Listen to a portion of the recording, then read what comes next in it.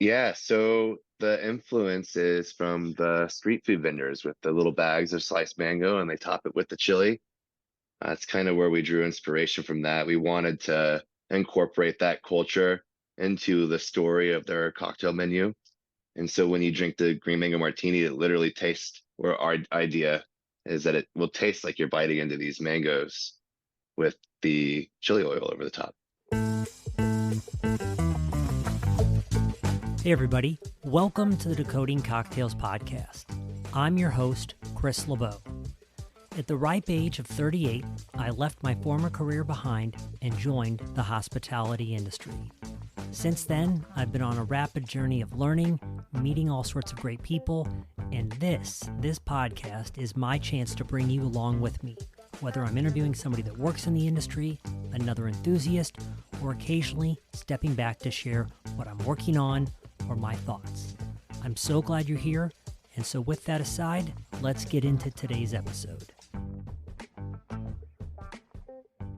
What's happening, everybody? Welcome back for another episode of the Decoding Cocktails podcast. I am Chris LeBeau. Today, my guest is Kip Moffitt. He is the head bartender at Superbueno, a bar that recently celebrated its one-year anniversary and also recently celebrated being named number 2 on North America's 50 Best Bars list, which, as far as I understand, is an unparalleled ascent in the world bar ranking. So congrats to them. The number of accolades that have come in for this place is honestly quite astounding. It's the genesis of the renowned bartender Ignacio Jimenez, who goes by the name Nacho. Superbueno is their take on a Mexican-American bar, which celebrates the two worlds that Nacho and so many Mexican-Americans inhabit. You know, the place they call home, where they were born, as well as the place they now call home. In the course of this conversation, Kip and I delve into a number of fun topics, the various foods, herbs, and candies that they draw inspiration from as they work to turn out their drinks at the bar. We talk about some spirits emerging from Mexico that aren't tequila or mezcal. While I'm aware of some that are certainly a little bit more on the fringe, his answer surprised me as things that were really surprising him these days.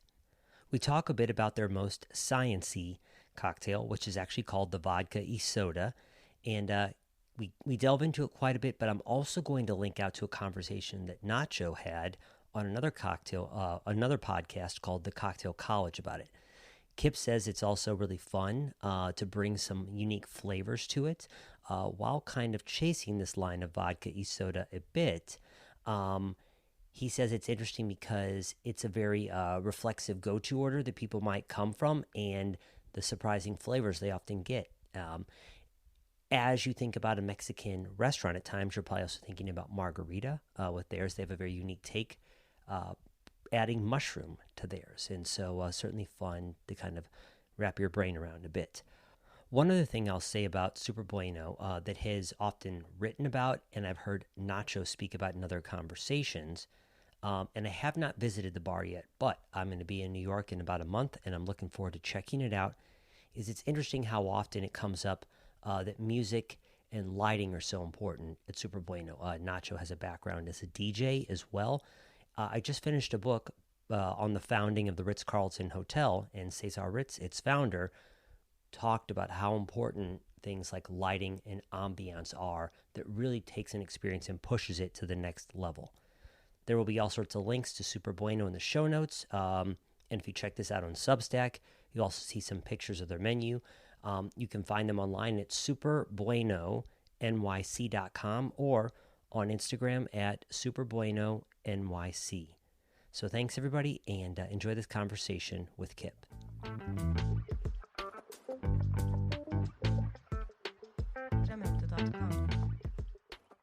So, Kip, a place that I would be interested to start, I don't know if something comes to mind for you, but is there, you've been at this bartending stuff for a minute. Is there a moment you actually remember deciding that like this industry was it for you? You were going to commit to it, an era, a chapter, a job? Like, is there a moment you remember kind of really saying, I think I'm all about this? There's a couple instances. When you're kids and in school, they have you write what you want to be when you get older. You know, the three lines. One of them was to be a bartender. My mom was in the industry for my entire childhood in the downtown San Diego area. So I just kind of followed in her footsteps. And both my sisters have also spent time in the industry, one of which is still bartending as well. And so did you did mom kind of go to work and did you just hear tales about it? Did you spend time at the bar? Tell us a little bit more about that. Like so what did you know about bartending when you were filling in this sentence, in school? Well, on those nights when my mom was working with me and my dad would be home, they coexisted pretty well for their hours, but eventually my mom started more of the management role and running and operating, and she definitely worked the first half of the days. So many times I remember I would get off of school and I would be doing my homework at the bar waiting for her to finish her shift up. Okay. Wow. Yep. Uh I remember talking with Adrian Stoner at Plantation about the same thing, kind of having grown up in a family of bartenders. And yeah, it's the environment at that point in time. Yeah. Hmm.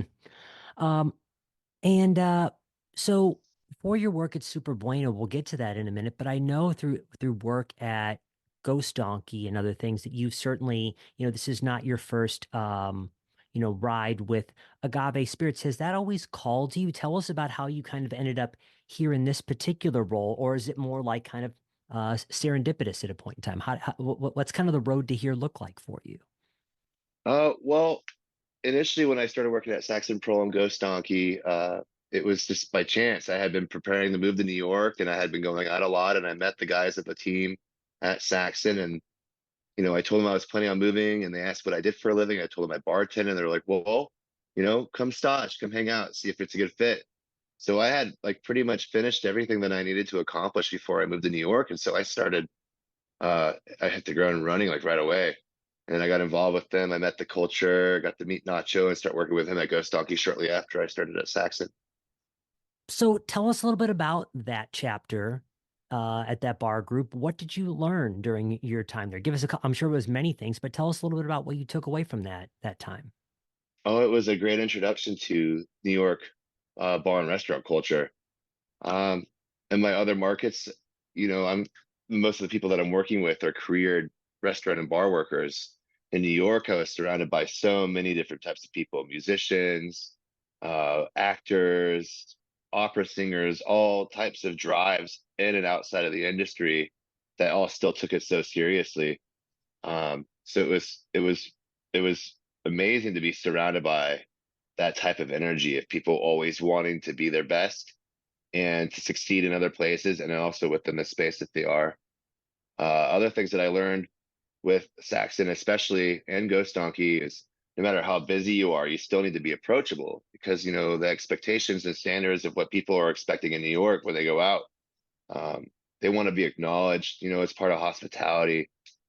So that was also another thing that I was able to learn and bring with me.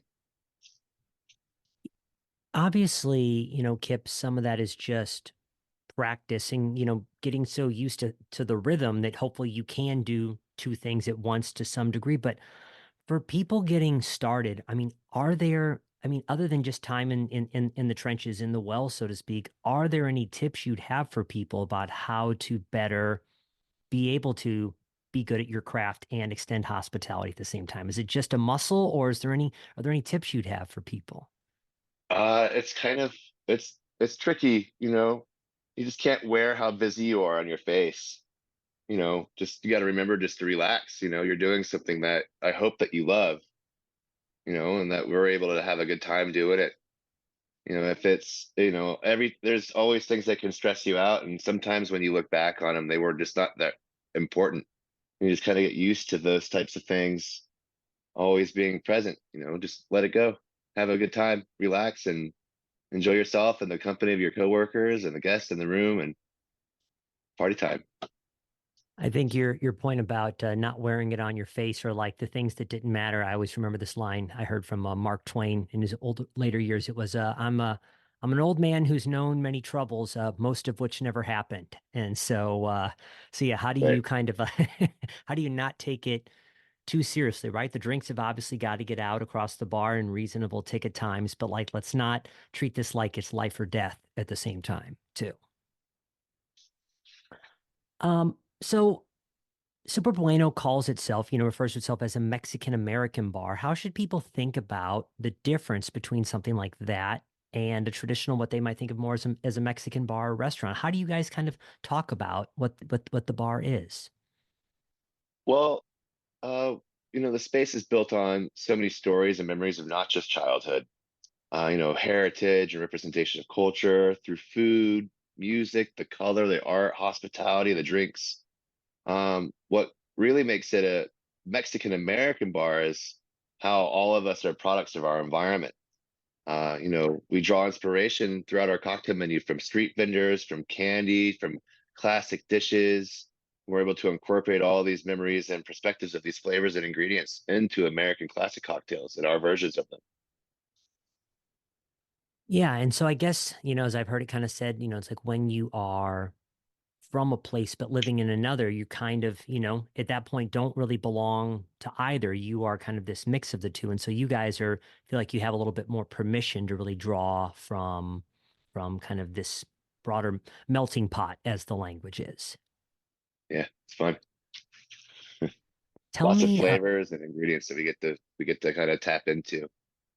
yeah, and so like, tell us a little bit about some of those. You mentioned Mexican candy as an example, but tell us about some of the flavors that have surprised you that you found yourself working with, or something you thought you'd try that flopped. But tell us about some of those flavors as you guys kind of really do work to kind of push this thing forward. Yeah, so like the endless amounts of dried chilies, all these like really cool, unique herbs like papalo and hoja santa, epazote. Then they all have different flavors depending on how you use them.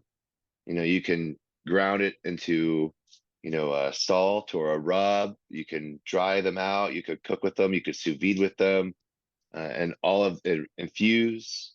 All of these different methods of using these ingredients all have different types of flavors.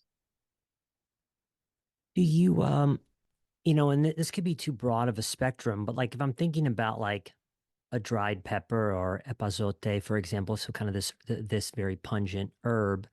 Are there, depending on the ingredient you are working with, I don't know how much of it's about like the style of flavor you're looking for, but are there like, how do you begin to think about processes that you're going to use if you're using a dried chili versus a fresh herb? I'm sure experimentation plays into it, but are there rules of thumb of places you typically start, Kip, or is it just let's jump in and see what happens? Uh, well, some things are like real strong and overpowering. Some flavors are more delicate. If we're making like uh, a syrup and the base is, we'll soak everything in sugar and a little bit of salt. We'll try to pull the flavor out of the herbs or corn or whatever we have in there. Uh, Typically, we'll probably have a little bit of extra of the delicate and a little less of the more strong or potent. Uh, Most of the times with the chilies, we'll de-seed and devein them. So we'll remove the heat. We'll most likely obtain all the flavor from them.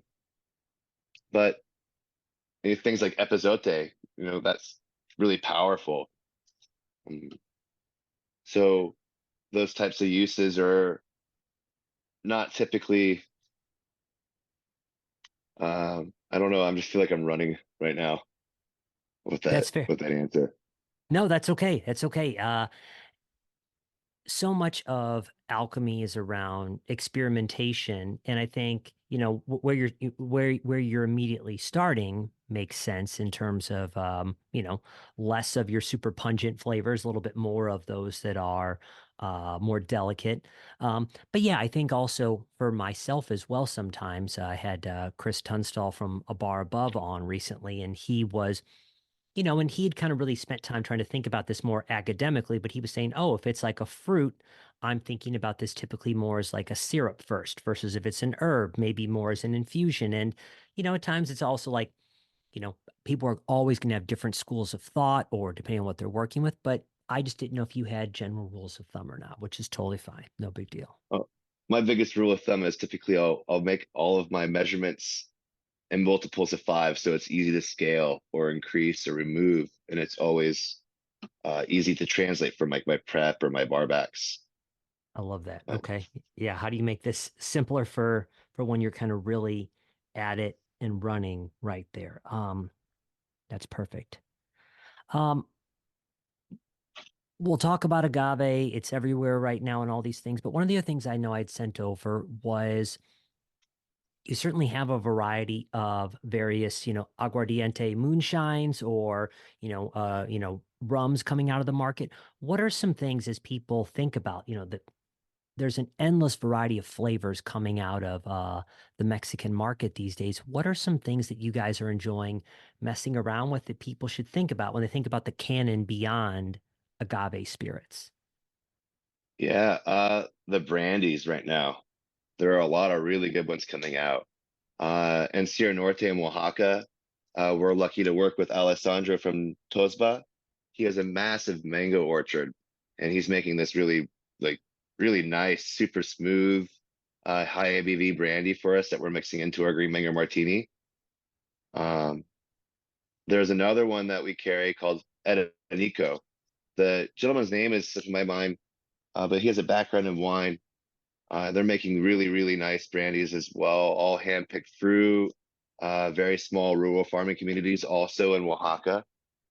Uh, and they make it with like plantain, soursop, all types of fruits. So I think, Kip, I've even heard Tosba's story before, but was this brandy that they're producing, is this because I feel like I remember that they certainly have been part of like the long-term slog of like trying to ride the, agave and distillation market to like to its fruition, like for years probably working at it and not making anything. But was brandy kind of always in the back of their mind? Do you know? Like, I mean, how did they make that leap? Have they always been doing it? Do you know what the origin is of that now, of that now being a product that sits on your bar? Um, I'm not really sure what their goals for long term were before, but what they're making now is absolutely delicious. Uh, they have, most mezcal farmers and producers, they have agave fields, and it's never just agave. It's everything. Not only in the part is because they want to have a diverse farming culture for, their neighborhoods and their resources and their families, but also to keep the soil rich with nutrients. Like if there's an agave field next to a plantain farm, it's probably going to have those types of notes in the terroir. It's interesting, I feel like this is so one of the recurring themes. Recently talking with a grain producer who's talking about, keeping the soil healthy, or when I talked with the folks at CNI about Banez in terms of, them using kind of this, very intermixed milpa style of farming. And of course, Banez is now coming out with their own, fruit distillates. So tell us a little bit about like the mango or whatnot. I mean, obviously I would imagine it's great on its own, but how do you think about the flavors? I mean, I'm sure you can pull lots of fruit off of it, but so you guys are using it in your mango martini. Isn't that correct? Yeah, we're using it as a split base with tequila, a little Okay. bit of sauterne and honey and saline. For people, I mean, there are obviously markets of people that are true martini devotees, and for some people, I mean, it's more this lost to time drink or very misunderstood. I know a lot of bars put like a little bit of like have put a little bit of sugar at times in there. So when you guys are adding honey, is it really just to kind of soften the edges on that a bit, just so it's not quite as sharp and bracing at that point? Yeah, the honey is kind of just like a little complementary note to the green mango. For the infusion for the Patron, it kind of softens the bitterness of it, and it lends to the flavor of the mango a lot. It's like with strawberries, you could juice strawberries or make a strawberry syrup, but once you start adding in the sugar, it really, really starts to taste like strawberry. Yep, enhancing that flavor. Okay. So there's a bar that's not too far from my house that makes kind of their own 50-50 version of a martini with a Blanco and Cochi Americano. But talk to us a little bit about, I feel like for some people, at least who are especially like really more beginning to dip their toes into the cocktail waters, that seeing, one, we've seen obviously agave and tequila in particular, just, its image evolve. But talk to us a little bit about agave distillates in martini style cocktails. I remember seeing also written up that at Ghost Donkey you'd created, I think it was a drink with La Venenosa that was kind of a martini-esque. Oh Ves yeah, v the v v Vesper. Yeah, the Vesper. So talk to Yeah. us a bit about like as people think more about agave as a higher quality product, which it is, talk to us a little bit about using it in more elegant cocktails like a martini. Yeah. So all of these spirits, they all have different notes. Not all mezcals are really smoky. Not all tequilas are rich in vanilla or real mineral driven. They all have these delicate, nuanced flavors that actually relay really well when they're stirred and served up, paired with any type of vermouth or other aromatized wine, spirit or mixtures like Bonal, Genshin, Kina Kina. There's all types of things to mix in to swap out with vermouth as well for a martini. You can even do split bases.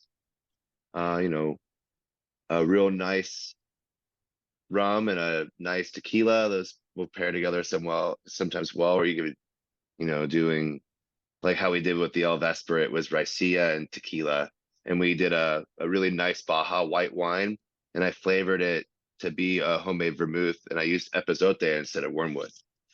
Okay. You get all these like really nice herbal, dry, peppery notes from it. So not having worked with epazote before to get really in the weeds, so it's in your mind it kind of is going to provide enough of that pungent bitterness that you can really think of it as a interesting like substitution for wormwood in that way is kind of how you're thinking about it. Yeah, a little goes a long way. Stuff is pretty strong, and if you let it go too long, it can also be very, very overpowering and ruin what you're working on. Hmm. Depending on the overall outcome or what you want the drink to be, your rule might. But if I think about like Bonal, being a little bit more of a, kind of a sweeter-esque style fortified, do you ever tend to like if you were doing that pairing, and I mean, at certain levels of mixology, the rules don't apply anymore because you guys push things in all sorts of directions. But if you're using Banal, are you thinking more about like barrel aged products at that point in time, more Manhattan-esque, or does it really just depend, depend on the other complementary flavors? Yeah, so some, more intense vermouths like Punti Mess. Typically, I'll think about that with a stronger spirit or a more assertive gin, something that could still hold up to it so it doesn't hide behind it. Uh, Bonal, the same way. If I were to use it in the gin drink, I would probably be doing a play on a Martinez, and I would be using a more assertive gin, something that's a little more juniper forward that could stand up to it, because it would definitely hide a more delicate spirit. Sure, sure. Um, So we talked a little bit about flavors thus far, but where did, and I think he's talked a little bit about it, but for the people at home, if you know it, like tell us a little bit about the origin story for the green mango martini. I think I remember hearing, I think I've seen it written a little bit on, but how did this drink come to be in the first place? Yeah, so the influence is from the street food vendors with the little bags of sliced mango, and they top it with the chili. That's kind of where we drew inspiration from that. We wanted to incorporate that culture into the story of their cocktail menu. And so when you drink the green mango martini, it literally tastes, or our idea is that it will taste like you're biting into these mangoes with the chili oil over the top. Mhm. Yeah, that's it's super fun, and I will be sure to link out to Nacho's conversation on the Vine Pair podcast about the vodka soda was like crazy in depth. But tell us a little bit about that drink's like process too, because that's super fun, and I love the fact that there's obviously the nod wink to this super basic order that people get, but like you guys kind of ran with your own spin on it or whatever to kind of challenge their perception on it. Yeah, it's kind of fun to have a cocktail on the menu where people just blind order without even looking. So many people they like to drink vodka sodas, and so when they come in and they ask for it, typically I'll ask if they mean like a classic or ours, but um, usually people are very surprised at how much they like it, and a lot of non-vodka drinkers come in and they order it quite often as well. That's probably our most sciencey cocktail on the menu, though. We get guava puree and then we treat it with Pectinex, and it kind of just breaks down the pectin in the fruit, so it is like non-binding. We are able to pull the liquid out of it a little better, and then we cook it, treat it with agar agar, and then we clarify it. We filter it dozens of times until it starts to come out clear. Then we reinforce it with a couple of acids, and we force carbonate it after we mix it with Bacia chili infused Grey Goose. A little bit of guava salt. We take some of the leftover of the guava puree and we make a salt out of it.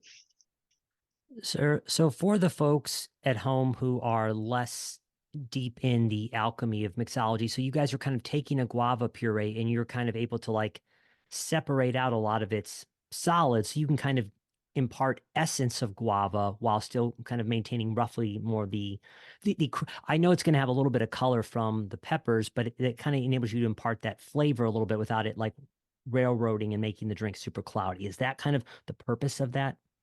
It's also a textural thing. We're Okay, removing like the heavier part of the fruit. We're just getting the delicate juice part. got it.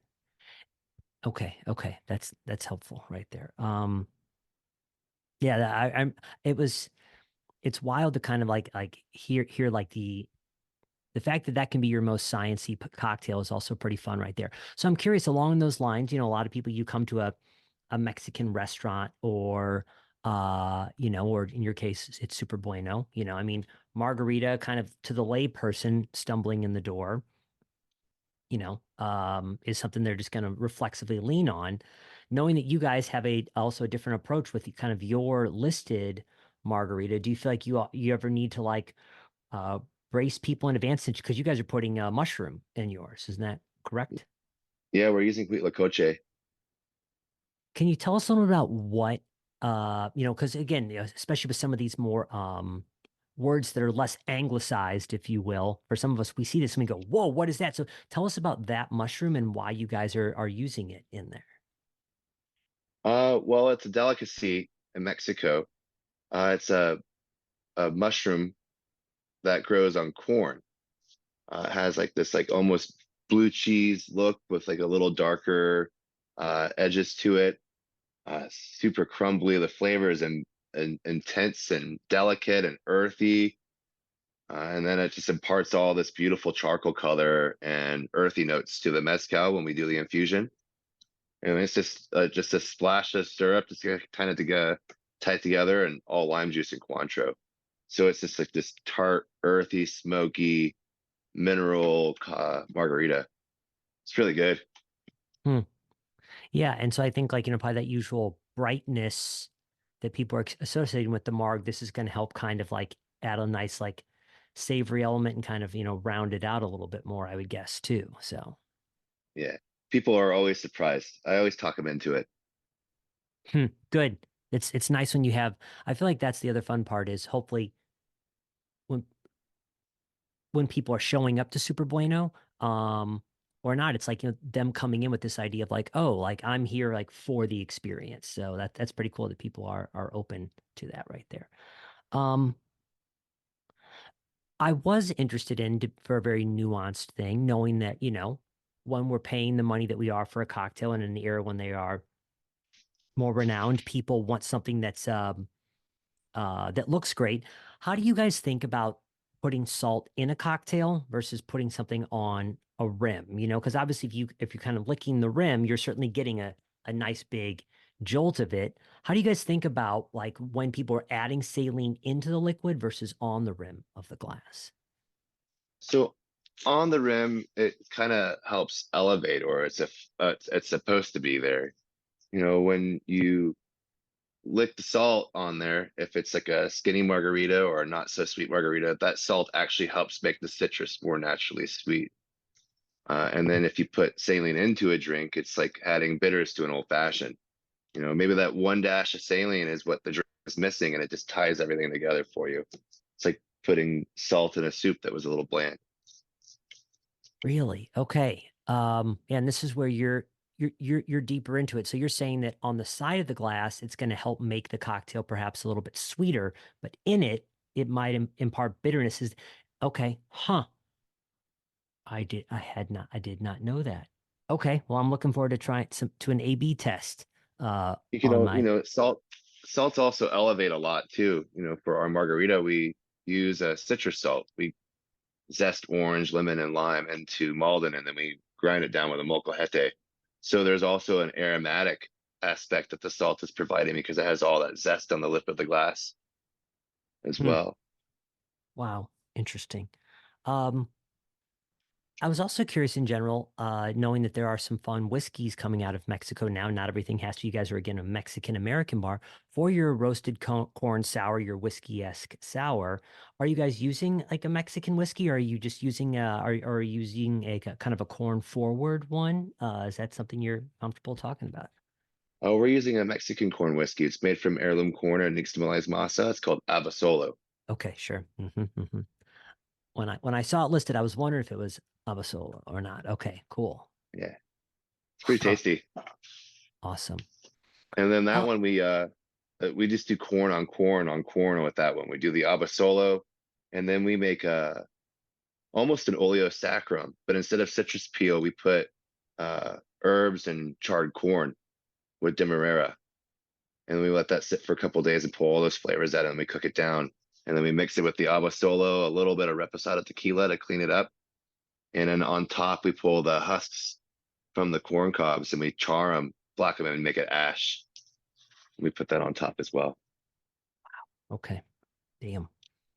Um, Something I didn't send over in advance, but I was curious if you could talk about too, whatever level. It's great to see the level of like NA drinks that are kind of, really popular in the market right now as people crave more balance or just step back. Are there any, and I took a peek at it, but like, are there particular flavors or bases that you think have been fun to work with when creating kind of like, Mexican inspired NA cocktails? Yeah, uh, it's tricky because you want to use alcohol and everything. Yep. Uh, yeah, so two of them we kind of draw on our regular cocktail menu.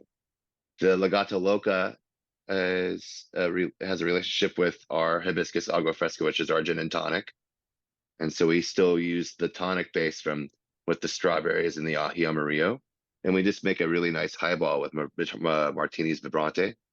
Hmm. And we also have the mole fat wash that we do for our Negroni. And we use a similar version of that fat wash with seedlet. And we make a fat wash mole Negroni. Got it. Okay. Yeah, yeah, yeah. I see that right there. Okay. Yeah, I'm for the chamoy, if I'm saying that right, chamoy soda, like obviously I kind of able to pull on the same direction of the vodka soda as well, right there.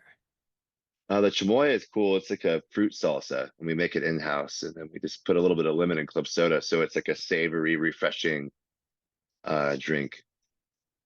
Hmm. And the michelada as well. It's a kiwi and tomatillo salsa with castaño chilies. Okay.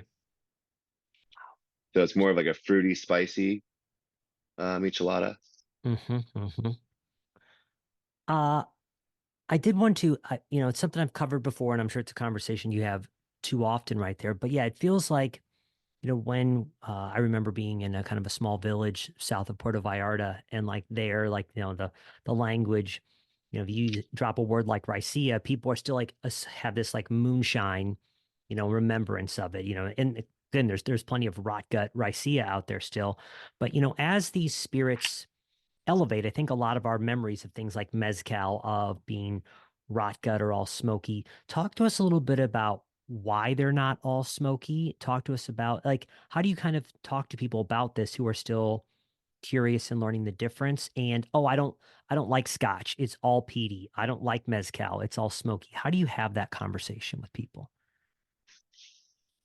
Well, there's a variety in everything, and especially in the agave world.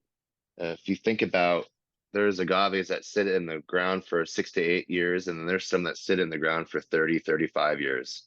And they are just surrounded by so many different things that impact their flavor, the weather, what's farmed next to them, if an animal dies in that field, all kinds of things. It sits in the earth for that long before it gets broken down and made into alcohol, unlike other spirit bases where, the things are grown during a growing season and then they're produced and turned into alcohol, and then they could sit in a bottle for 8 to 10, 15, 20, 30 years. Uh, and there's so many generational distillation methods that are passed down that can change literally neighbor to neighbor to neighbor. This person could be fifth generation and they can do their primary fermentation in animal hide. Well, next door they do it in wood. This will use mesquite wood. This one will use different types of oaks, driftwood, and all of these things have massive impacts on the flavor, even if they're all from the same area. Uh, so or how long they cook it for depends on how smoky or intense it is. So there's a massive variety of different types of agaves and mezcals in particular in terms of delicate smoke to big smoke, fruits and herbs. I've tasted some that taste like you're eating melon. Like they're just so fruity and vibrant and rounded and crisp. Brand recall can be hard on the moment, but I'm curious if someone's out there is like, yeah, like when I had mezcals, like they've all been too much of that for me. I'm thinking of a friend of mine in particular whose name I won't mention. Uh, if you were going to like try to make someone hopefully appreciate mezcal who is suspicious that it's all too smoky, too lactic or something like that, is there a brand or a style that comes to mind that you might offer as like a starter pour for them? Yeah. Well, there's two espadines that come to mind right away. Tosba or La Madida, the Kitoni. Both of those are really amazing entry points for the category. Most of the time, Tobola is pretty approachable. Um, Also, any of the Quiche, Madre Quiche, those are both all usually pretty approachable as well for starter points. I kind of understand though where people are coming from. I remember when mezcal first started kind of becoming popular and hitting the American market. Some of them were pretty intense, like very smoky. Or like when I would go down to Tijuana as a kid, there'd be roadside tequila and mezcal and like those Carlo Rossi bottles. You just like took a chance on it. Yep. And it's like, yeah, you probably know which way that's going to go. Every once in a while, maybe you roll the dice and win, but a lot of times it's probably going to be, fast moonshine right there. So, Yeah. Someone may have had one bad experience with it in college and they've just always had a roadblock. exactly. Yeah. And so I think that's it is like, how do you find the cocktail or the pour that gives them kind of the ability to better tiptoe back in as opposed to like, throwing them all the way in the pool. Cause sometimes I try to remember that like, and I imagine yours too, our palates. I like to say my palate is much more charred at this point than a lot of other people's. And so, perhaps what they consider smoky, to me is like, oh, I wouldn't have even thought about that in that vein. Yeah, sometimes I'll forget which one was the mezcal and tequila margarita, and then I can't even tell. It's I know that obviously, like, menu changes, are, happen when they happen or whatnot. But I imagine behind the scenes, there's kind of always, work and play happening. Are there things you're currently messing around with at all that are fun or where are you at kind of in the cycle of like experimentation right now? Anything you're working with that you're excited about right now? yeah, we're starting to do in concept our spring menu changes. Uh, I don't know if I'm allowed to talk about them yet, though. That's fair. Yeah, yeah, yeah. That's fine. I guess Yeah, so. no, The strings, if because if I talk about what we might be working on, it'll be April, and our menu will be have changed. So I guess it wouldn't matter. But if I don't want to disappoint anybody and then not be there, sure, sure. No, no need to talk about the disclosure in advance right there. but no, You there's know, nothing really big or interesting that we're working on right now. We have so many events coming up. Our 1 year anniversary is right around the corner, which I'm so we sure, don't want to yeah, put too much on our plate. you guys have had quite the splash too, like in that year right there. Okay, perfect. Is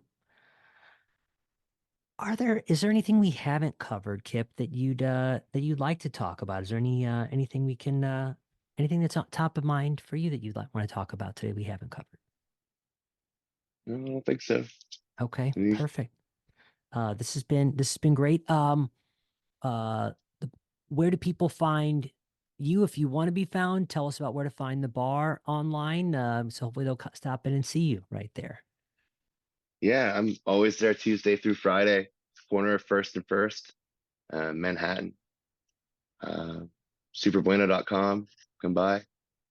It's fun. Thursday, Friday nights, Saturday nights, a lot of dancing a little later in the evening. So if you're looking for a way to unwind from the week and you want to come in and have a good time, it's also a good spot to come if you like good Latin music. Yeah, for those who haven't followed his work as much yet, Nacho's all about good vibes and good tunes. So I would imagine it doesn't disappoint on those days right there. So yeah, Yeah. perfect. Well, Kip, thanks for taking a little time today before you head in for your shift. I really appreciate it. Yeah, thank you. Appreciate it. Hey everybody, thanks for listening. The show notes for today's episode are available at decodingcocktails.com/podcast. If you'd like to keep up with what we're working on, there are two great ways to do so. One, our short weekly newsletter, Cocktail Confidential, which you can sign up for at decodingcocktails.com/newsletter. Or give us a follow on Instagram at Decoding Cocktails. If you think this podcast is great stuff, we'd love it if you'd subscribe or, of course, share an episode with a friend. The Decoding Cocktails podcast is produced by Chris Bay and myself. Thanks for listening. We'll see you again soon, and happy cocktailing.